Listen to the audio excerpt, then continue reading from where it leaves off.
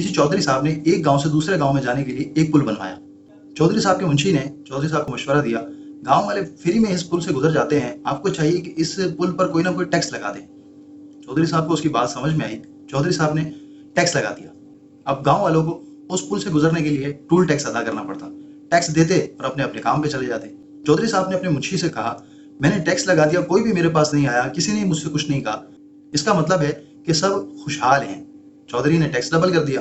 गांव वाले उस पुल से गुजरते अब डबल टैक्स अदा करते। काफी दिन गुजर गए, किसी ने भी आकर चौधरी साहब से कोई एतराज नहीं किया कि आपने ऐसा क्यों कहा है। चौधरी साहब ने फिर अपने मुंशी से कहा कि यार मैंने टैक्स डबल कर दिया, लेकिन अभी भी कोई मेरे पास एतराज लेकर नहीं आया, इसका मतलब है कि सब खुश हैं।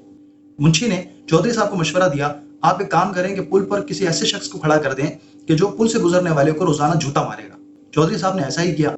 अब गांव वाले उस पुल से गुजरते, डबल टैक्स भी अदा करते, रोजाना एक जूता भी खाते। काफी दिन गुजरने के बाद गांव वाले जमा हुए और चौधरी साहब के पास आए।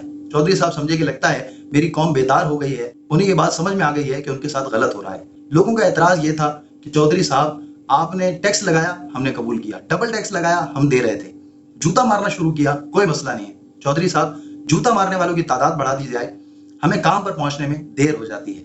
चौधरी साहब बहुत हैरान हुए और आगे से कहने लगे, इस कौम का कुछ नहीं हो सकता। वाकई उस कौम का कभी कुछ नहीं हो सकता कि जो अपनी तकदीर बदलने के लिए कोशिश नहीं करती।